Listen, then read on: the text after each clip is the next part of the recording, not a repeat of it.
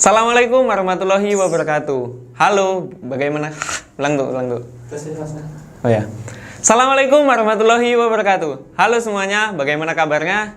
Saya harap kalian semua yang menonton video ini dalam keadaan sehat, bahagia, dan tentunya semangat. Jadi, pada kesempatan kali ini saya ingin mencoba sharing hasil buku bacaan saya. Jadi, pada kesempatan hari-hari yang lalu saya sudah sharing buku tentang Learning 5.1. Dan pada kesempatan kali ini saya ingin mencoba sharing buku yang berjudul Memikat Sang Harimau, Bernegosiasi dalam Menghadapi Berbagai Situasi. Jadi buku ini karangan Leonie McKeown. Beliau ini seorang ahli strategi Cina tapi asalnya dari Australia. Jadi dia tinggal di Cina untuk mempelajari bagaimana cara bernegosiasi orang Cina. Nah, buku ini sebenarnya rangkaian dari beberapa buku sebelumnya. Ada buku seri yang pertama, kedua, dan ini buku seri yang ketiga. Jadi dalam buku ini terdapat strategi dari 13 sampai strategi 18. Jadi dalam buku ini sudah saya rangkum yang ada di HP ini dan saya akan men-share-nya. Jadi strategi 13, kita masuk pembahasan dari buku Memikat Sang Harimau. Dimulai dengan strategi 13. Jadi pada buku ini dia menjelaskan strategi 13 itu memukul rumput untuk mengejutkan ular. Nah, artinya menciptakan situasi yang akan memancing reaksi berupa ungkapan jawaban. Jadi, ketika kita bernegosiasi perlu juga kita untuk memancing reaksi berupa ungkapan jawaban. Jadi, di sini kata kuncinya yaitu memukul rumput untuk mengejutkan ular. Jadi, salah satu contoh dari strategi 13 ini untuk mengejutkan ular atau mengejutkan orang yang kita ajak negosiasi. Biasanya ketika kita sedang bernegosiasi, kita ingin bernegosiasi dengan supplier buku. Jadi kita ingin membuat buku. Ini sebagai contoh kasus yang dijelaskan di sini. Saya coba membuat contoh kasusnya ketika kita ingin bernegosiasi kepada orang yang menyuplai buku.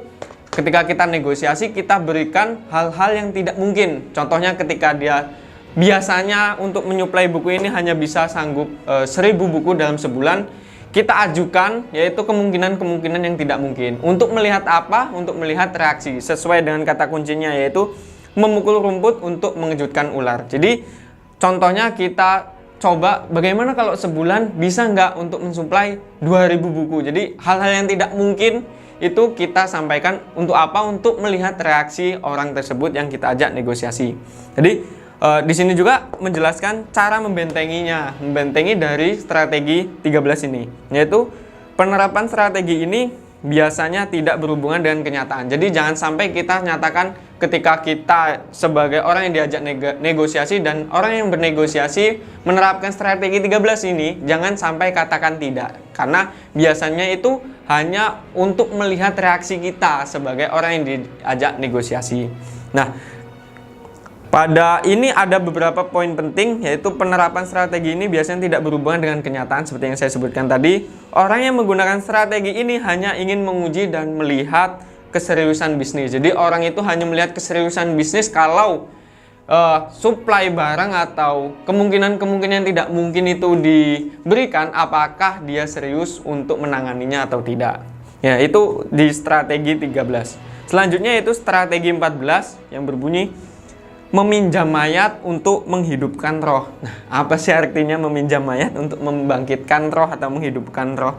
Jadi artinya itu memberi tujuan baru pada seseorang atau objek atau menafsir ulang. Jadi pada buku ini dia menjelaskan ketika kita ingin bernegosiasi atau mengajak kerjasama kepada orang. Di sini buku ini mencontohkan ketika perusahaan Cina penyuplai anggur kalau nggak salah ingin bernegosiasi dengan orang barat ketika dia mengirimkan company profile-nya yaitu dalam bentuk keadaan yang biasa saja. Jadi tapi ketika orang yang akan diajak negosiasi datang untuk mengunjungi company profile-nya atau mengunjungi kantornya, dia memberikan tampilan baru, kesan baru yang begitu wah untuk hari tersebut, hari kunjungannya. Jadi kantornya dicat, dibersihkan dan ditata paling rapi. Jadi kelihatannya ada tampilan baru yang tidak sama dengan yang dia kirimkan di company profile-nya. Jadi tujuannya yaitu untuk memberikan kesan baru kesan wah gitu kepada orang yang diajak negosiasi.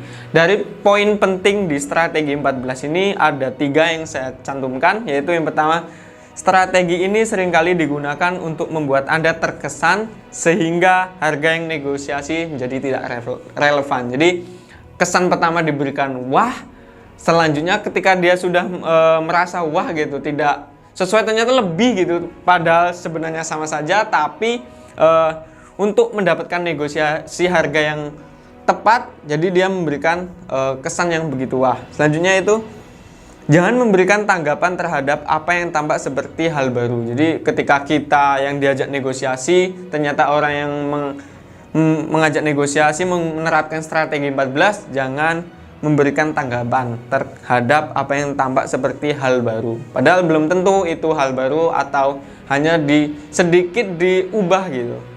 Dan yang ketiga, periksa kembali secara rinci sebelum menyetujui hal atau kerjasama yang baru. Jadi ketika dia memberikan hal yang wah, kesan yang baru, tampilan yang baru, periksa terlebih dahulu secara rinci apakah ini benar-benar hal baru atau hal lama yang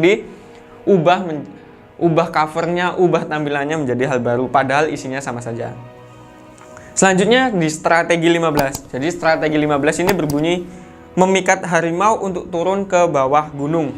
Apa itu artinya? Memikat harimau untuk turun ke bawah gunung. Artinya itu untuk membujuk keluar dari zona nyaman mereka. Jadi ketika orang-orang Cina itu mengajak kerjasama, biasanya dia memancing umpan agar dia meninggalkan zona nyamannya. Contoh, jadi ketika dia ingin mengajak sebuah orang atau sebuah perusahaan yang nyaman, yang sudah tahu Cina itu biasanya Beijing gitu. Nah, dipindah ke Shanghai untuk bertemu, bernegosiasi. Untuk apa? Untuk memecahkan fokus sebenarnya. Untuk memecahkan fokus keluar dari zona nyaman mereka. Jadi, poin penting pada strategi 15 ada beberapa poin penting. Yang pertama yaitu saat melakukan perjalanan bisnis dengan rekan Cina. Jadi ketika kita melakukan perjalanan bisnis untuk bernegosiasi ataupun bertemu, jangan terpikat oleh undangan untuk melihat kota-kota baru. Nah, ini sesuai yang saya berikan contohnya tadi. Jadi jangan sampai terpikat ke kota-kota yang baru. Fokuslah kepada bisnis yang akan kalian perbincangkan.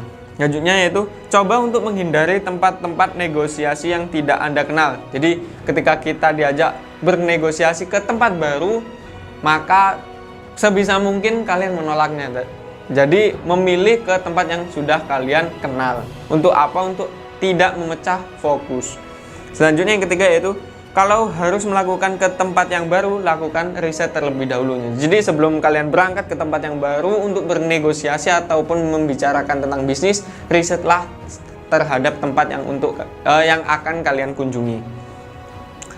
Selanjutnya yaitu strategi 16. Jadi strategi 16 ini berbunyi untuk menangkap sesuatu pertama-tama lepaskan terlebih dahulu. Jadi artinya memosisikan seseorang untuk berutang kepada Anda sambil berusaha untuk menjaga martabat mereka. Jadi sebisa mungkin ketika kita ingin bernegosiasi dengan seseorang atau dengan perusahaan, buatlah mereka berhutang budi.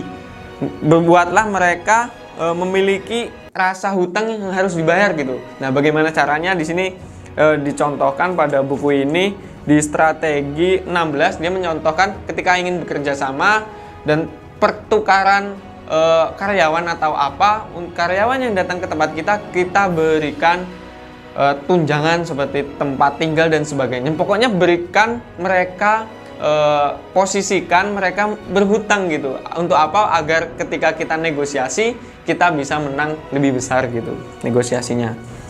Poin penting pada strategi 16 ini ada 2 yang saya lampirkan, yaitu apabila melakukan kesalahan terhadap budaya. Nah, jadi salah satu contoh yang lain ketika kita bertemu, biasanya budayanya orang Cina itu orang yang paling tinggi derajatnya, atau orang yang paling tinggi pangkat pekerjaannya itu biasanya duduk di tengah. Nah, kalau di barat biasanya duduk di bagian ujung dan sebagainya. Pokoknya ada perbedaan gitu.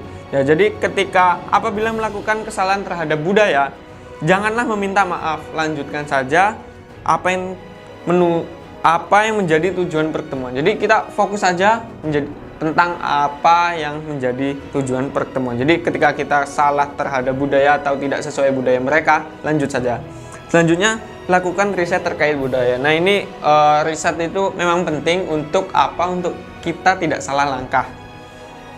Selanjutnya yaitu strategi 17. Nah, strategi 17 ini berjudul lempar batu bata untuk mendapatkan batu giok. Nah, lempar batu bata untuk mendapatkan batu giok. Tahu kan batu giok itu batu yang lebih mahal harganya daripada batu bata. Jadi artinya menukar sesuatu yang memiliki nilai kecil dengan sesuatu yang bernilai lebih tinggi. Jadi artinya kita tukar sesuatu yang bernilai kecil bagi kita, tapi bagi mereka ada nilainya lebih gitu, untuk mendapatkan negosiasi yang tepat dan menguntungkan kita lebih besar dari hal atau sesuatu yang kita tukar. Nah, di sini kita harus bisa menukar sesuatu hal yang kecil yang kita anggap remeh gitu. Sebenarnya hampir sama seperti strategi 16, membuat mereka sedikit berhutang untuk untuk negosiasi kita berjalan lebih lancar. Jadi kalau lawan negosiasi kita merasa berhutang kepada kita, maka untuk ketika kita mengajukan harga itu lebih cepat atau lebih kemungkinan besarnya lebih besar kita yang mendapatkan kemenangan gitu. Nah, poin penting pada strategi 17 ini yaitu apabila kesepakatan yang diajukan terlihat mustahil, kemungkinan memang kesepakatan itu mustahil. Jadi ketika kita diajukan kesepakatan dan terlihat mustahil, pada dasarnya memang itu mustahil. Jangan takut bertanya berapa lama kesepakatan ini berjalan. Nah, buku ini dia menceritakan tentang penjualan jeans atau baju gitu. Pokoknya bisnis clothing. Ketika kita ingin bekerja sama dengan perusahaan A, B, C dengan harga sekian, maka dia datang dengan harga yang lebih murah dan mendapatkan bonus. Nah, ternyata itu hanya berlaku sebulan atau beberapa tahun saja gitu. Setelah itu harga kembali normal dan terkesan lebih mahal gitu. Nah, ini salah satu cara yaitu atau salah satu strategi yang berbunyi lempar batu bata untuk mendapatkan batu giok. Nah, strategi 18 yaitu strategi yang terakhir berbunyi untuk menangkap para bandit, tangkap pemimpinnya terlebih dahulu. Jadi artinya kalahkan dahulu pemimpinnya, maka para pengikut akan melakukan apa yang dia inginkan. Ini sebenarnya hampir relevan dengan perusahaan-perusahaan Cina yang mengakuisisi perusahaan-perusahaan lain, entah itu di Indonesia, Singapura, dan sebagainya. Contohnya Cbank atau yang dia punya Shopee dan sebagainya. Nah, biasanya dia akan mengalahkan pemimpinnya. Mengalahkan bukan berarti dia menghancurkan atau apa, pokoknya dia akan membidik pemimpinnya terlebih dahulu. Contohnya ketika untuk bekerja sama, maka yang disuruh datang itu pemimpinnya. Untuk apa memecah? Ketika pemimpinnya datang, maka timnya akan tidak ada pemimpinnya. Nah, dan itu akan memecah belah pemimpin, bukan memecah belah, tapi untuk memecah pemikiran pemimpin, entah itu memikirkan tim ataupun memikirkan negosiasi yang sudah berjalan. Nah, poin penting yang ada pada strategi 18 yaitu waspadalah dengan gaya pemimpin Anda dan pertimbangkan. Jadi kita harus mempertimbangkan gaya pemimpin ketika kita diajak bekerja sama dan orang yang mengajak bekerja sama itu menerapkan strategi 18. Jangan biarkan negosiasi akan menghancurkan hubungan Anda dengan tim Anda. Nah, ini jangan sampai ketika kita sebagai pemimpin sebuah bisnis gitu diajak negosiasi tapi malah menghancurkan hubungan kita dengan tim kita. Jadi ketika kita ingin berangkat bernegosiasi ataupun bernegosiasi dengan orang, jangan sampai yang kita tinggalkan itu malah hancur gitu, tidak terkontrol dengan baik. Bisa kita memberikan mandat atau mendelegasikan untuk berhubungan langsung kepada orang yang diajak negosiasi, kepada manajer atau sebagainya. Nah, itu strategi yang ada pada buku Memikat Sang Harimau. Nah, sebenarnya yang saya berikan atau yang saya share ini belum banyak, belum sesuai, belum contoh-contohnya untuk teman-teman yang kepo untuk bisa bernegosiasi seperti Cina gitu. Dengan rekomendasi buku ini sangat bagus, silahkan teman-teman baca. Mungkin cukup sekian dari saya. Jika banyak salah kata, saya mohon maaf. Saya akhiri, wabillahi taufiq wal hidayah. Assalamualaikum warahmatullahi wabarakatuh.